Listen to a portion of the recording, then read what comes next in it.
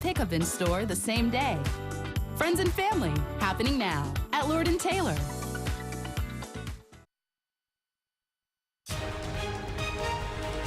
Good morning, America. Breaking news, record jackpot. The Mega Millions prize grows after no winning tickets are sold in the latest drawing. Here you go, sir. The frenzy to buy tickets starts over. $1.6 billion now up for grabs. But could that jackpot grow even bigger?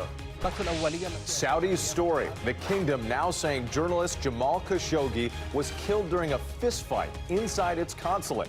18 people in custody, officials fired. The president's response and the lawmakers not buying the account. Migrants on the move, a caravan of 3,000 Central Americans charging through Mexico's border with Guatemala,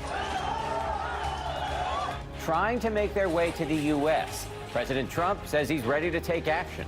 We're calling up the military, not the Guard, we're calling up the military. From freeway to runway, a plane in trouble and a pilot's amazing maneuver. It's pretty much a miracle. Touching down in between cars, what forced the pilot to make this tricky landing? And game on. Harry and Meghan open the Invictus Games down under, matching shirts for the Duke and Duchess as the competition prepares to get underway. Live from ABC News in New York, this is Good Morning America. That airplane thing we were talking about, it's like a 3D chess version of parallel parking. Exactly, like Tetris, right in the spot. Tetris, I love it. That is not what we're going to start the show with. Good morning, everybody. We're going to begin here with that billion-dollar story now ballooning in size. Yep, people got a fever here, the frenzy. There were no jackpot winners in last night's billion-dollar Mega Millions drawing, meaning that frenzy and that massive jackpot will just keep on growing to a record new number. Let's take a look at those winning numbers: 15, 23, 53, 65, 70, and the Mega Ball 7. ABC's Gio Benitez is here with the hunt for what is now a $1.6 billion prize. Good morning, Gio. Yeah, with a B, Eva. Good morning. Yeah, we're now talking about an unprecedented all-time world record. That incredible new jackpot is up for grabs. And if you thought there was lotto fever this week, get ready for the days ahead.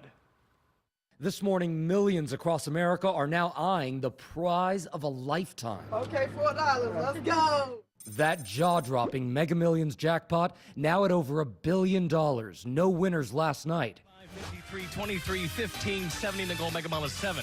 Your odds of winning the game's largest prize, 1 in 302 million. But this statistic hasn't deterred lottery hopefuls from chasing their fiscal fantasies. What's your big dream if you win? To live on the beach. Buy a house and go on vacation.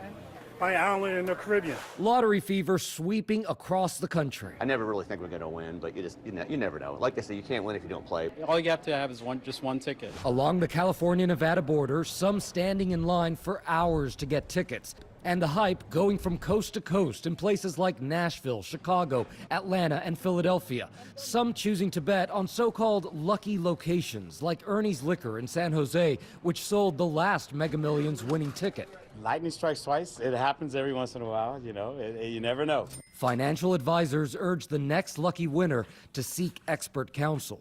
Money does not solve money problems. So get some good professional advice, and you want to think about growing these assets instead of diminishing them. Yeah, good advice there. And people always want to know about that cash option. So if you win the $1.6 billion and take the lump sum payout, you're looking at $904 million. And check those tickets right now, because we've learned that about 15 people in different states, they've actually have tickets right now that are worth $1 million. $1 million? Yeah. If I have $900 million, I'm not going to worry about growing that asset. I'm just going to spend it. Is that totally irresponsible? I mean, spend it, maybe give it to charity? Yes, Dad? I'm going to give it to charity, absolutely. But 1 in 302 million, those are the odds. Those are the odds. Those are the odds. 1 in 302 million.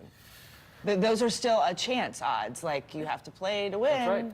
And listen, you got that Powerball tonight, so you still have another chance at some more money tonight. So you're saying I have a chance. Yes, all right. Thank you, Gio. Let's get more on the numbers and those odds. Let's turn it over to Whit. All right, Eva. Hey, I'll take the chance, right? Why not? I'm here now with Mega Millions lead director Gordon Medenica to talk more about this lotto fever that Gordon is truly sweeping the nation here. Thanks for joining us. Gio mentioned the $1.6 billion jackpot. This is the new record. It's unprecedented. But how much bigger could this jackpot actually get between now and Tuesday's drawing? You know, we're actually in uncharted territory. This is, you know, it's never happened before for Mega Millions. We had a similar thing with Powerball about 2.5 years ago. And so at this point, we're tracking sales as they come in and estimating to the best we can. But you know, hold on to your hats. It could go up even further. And we've seen how much it's grown and how quickly. I mean, could we hit the $2 billion mark? Is that possible? I don't want to jinx it. Okay. But possible, right? Can't rule it out? It's possible. There's no cap. It's strictly a function of how many tickets are sold. And as the jackpot grows, so is the snowballing frenzy. More and more people want in. Everybody in the newsroom wants in. How could you characterize the significance of this, specifically with regards to the numbers, the number of ticket sales? You know, I think this has become a national cultural phenomenon. This is just something everybody's talking about. It's a very positive story. People are having fun with it.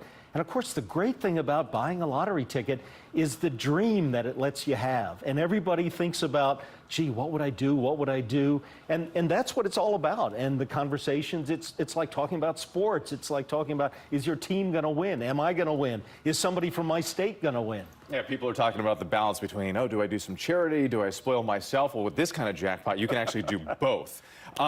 The last winner was all the way back in July, and Mega Millions actually changed the rules here about a year ago. What impact are you seeing with that rule change on this unprecedented jackpot we're seeing right now? You know, I think we're seeing exactly what we predicted, which was that our players have told us over and over they like big jackpots. So we changed the matrix, if you will, the number of balls in the drum, so that these jackpots would get bigger, which is what we're seeing exactly. We also made the odds a little bit better for winning that $1 million second-tier prize. Also raised the third tier from $5,000 to $10,000. So there are 9 tiers of winners. So people win all the time, even if you're not going to win that massive top jackpot. I've heard people say, oh, well, I only get in if it's like $500 million now, you know, as if tens of millions is not enough. Gordon Medenica, thank you so much. Very exciting time. We got the Mega Millions hats, everybody. My pleasure. Joining in the excitement. Let's go back to Dan there at the desk. Dan. Whit, thank you. We're going to switch gears now and move on to the new developments in the case of that missing Washington Post journalist Jamal Khashoggi. More than 2 weeks after he disappeared, Saudi Arabia has now announced that Khashoggi was in fact killed. They claim he died during a fist fight inside the Saudi consulate in Istanbul, Turkey. ABC senior foreign correspondent Ian Pannell is in Istanbul with the latest. Good morning, Ian. Yeah, good morning, Eva. Good morning, Dan. It's 18 days since Jamal Khashoggi went through those doors behind me and was never seen again. What we're learning this morning is what many suspected all along, that the writer, a vocal critic of the Saudi royal family, was murdered by his own countrymen. Overnight, the Saudi kingdom making the astonishing claim a fistfight led to the death of journalist Jamal Khashoggi. The Saudi public prosecutor saying discussions with the writer inside the Saudi consulate October 2nd did not go as required and developed in a negative way, claiming there was a quarrel between some of them and the citizen Jamal Khashoggi, and the brawl aggravated to lead to his death and their attempt to conceal and cover what happened. Now, 18 Saudis in custody and 5 top intelligence officials fired, including Ahmed bin Hassan Asiri, a top intel official and close advisor to the Crown Prince. President Trump responding in Arizona.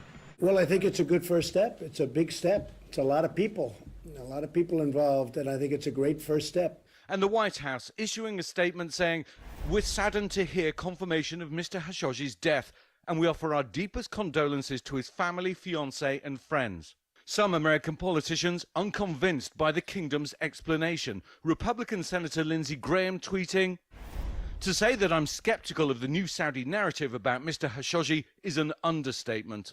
And Democratic Congressman Adam Schiff stating, the announcement that Jamal Khashoggi was killed while brawling with a team of more than a dozen dispatched from Saudi Arabia is not credible. This morning, Jamal Khashoggi's fiancée, Hatice Cengiz, tweeting, the heart aches, the eyes fill with tears, and we're aggrieved by our separation from you, my darling Jamal. truly tragic, and they were due to get married the following day. So many questions left unanswered this morning. Why did it take 18 days to give us any answers? Where is his body? How credible is it that a 59-year-old man gets into some kind of brawl with a group of Saudi officials? And above all, in a kingdom where major decisions are taken by the ruling Saudi royal family, who ordered the murder of Jamal Khashoggi? Eva? All right, thanks, Ian. Questions people still want answers to. Exactly the right question. Yeah. In other news headlines, an alleged Russian operative has been indicted on charges of meddling in U.S. elections, including the midterm elections, which are just over 2 weeks away. The FBI saying 44-year-old Elena Kayashnova is part of an ongoing Russian conspiracy to spread distrust towards American politics and to promote division, much of it done through social media posts. President Trump responding to the charges by saying it has nothing to do with him. Former Trump campaign chairman Paul Manafort arriving in court in Virginia in a wheelchair. His attorney says Manafort is suffering, quote, significant health issues behind bars. Manafort is now scheduled to be sentenced on February 8th for tax evasion and bank fraud. Prosecutors have dropped 10 remaining counts as part of a deal in which Manafort agreed to cooperate with Robert Mueller's Russia probe. None of that caravan of migrants trying to make its way to the U.S. to escape violence in Central America. Thousands bursting through the border between Guatemala and Mexico, some clashing, as you can see there, with police. And as they edge closer, President Trump is threatening to use the military to shut down the U.S. border. ABC's White House correspondent Tara Palmieri has more from Phoenix, where the president held a rally overnight. Tara, good morning. Good morning. President Trump is on his 3-state Western tour ahead of the midterms, stumping for vulnerable candidates. And he's coming with a message that hits close to home. As President Trump rallies for tougher security on the border, Democrats want to throw your borders wide open to deadly drugs and ruthless gangs. We're building the wall. A caravan of 3,000 Central Americans, many families with children, charging toward Mexico's border with Guatemala. Some tearing down the fence. Daisy Zanuga was desperate to help her 2 children, saying back in her country there are no jobs and there's no way to support the kids. She and others waiting behind the fence overnight. Mexico is on their southern border, and they're fighting some bad people. Closer to home, a record number of people apprehended at the U.S.-Mexican border. 37,000 in August alone. Now the president says he's ready to send the military.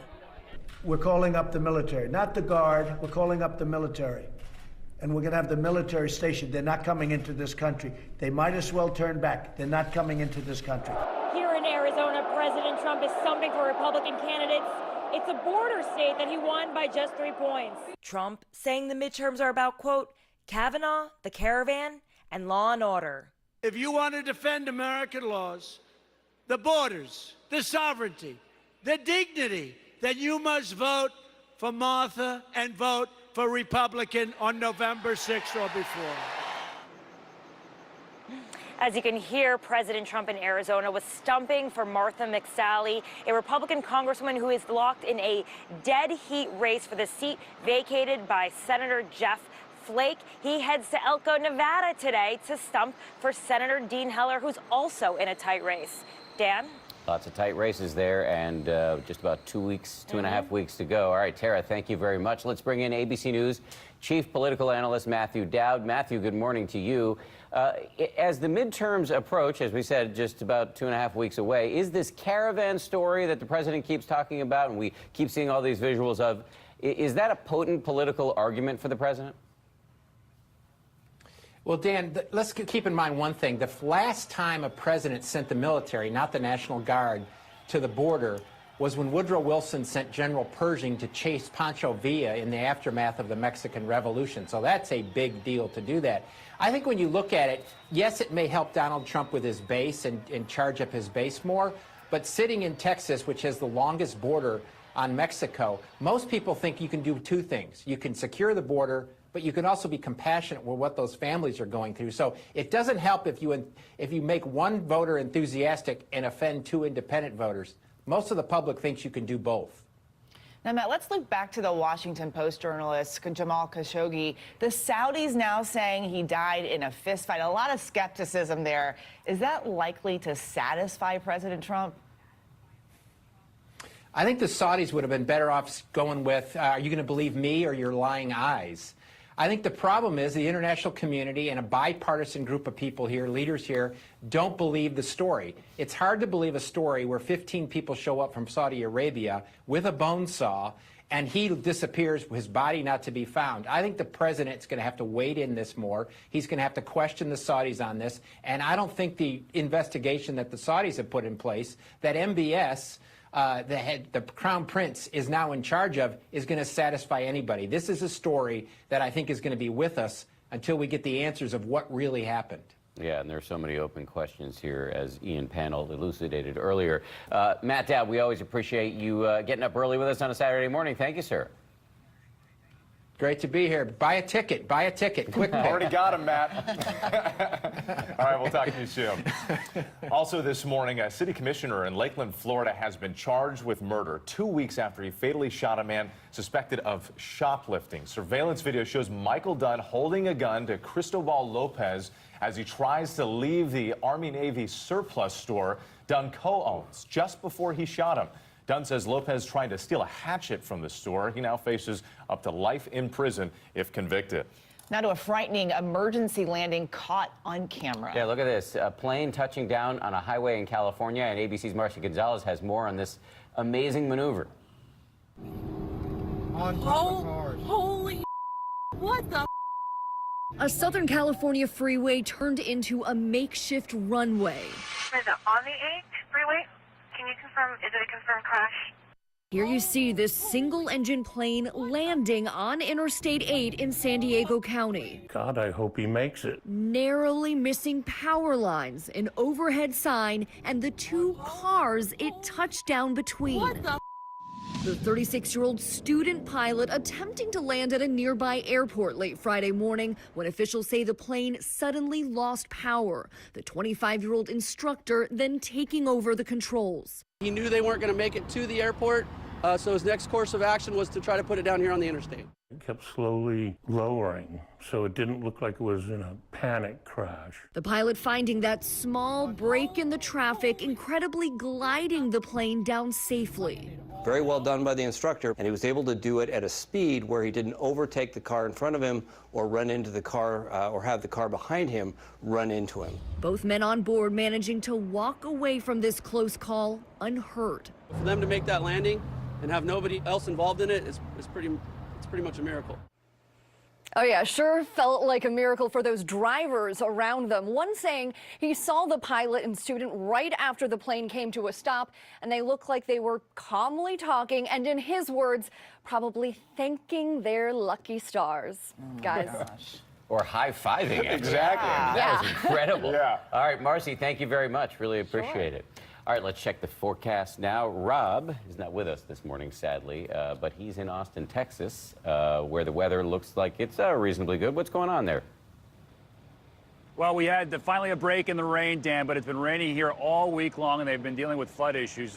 Over 50 counties under an emergency declaration. Behind me, you can see the Mansfield Dam. They've got 4 of the floodgates open right now, and they're talking about opening another 4, and that's the most that they would have opened since the history of this dam, which holds back Lake Travis, which feeds or goes through the water that goes through Austin, Texas. In the last week, they've received more rainfall that's collected in that lake than the city of Austin that can use in 4 years. So a lot of water here.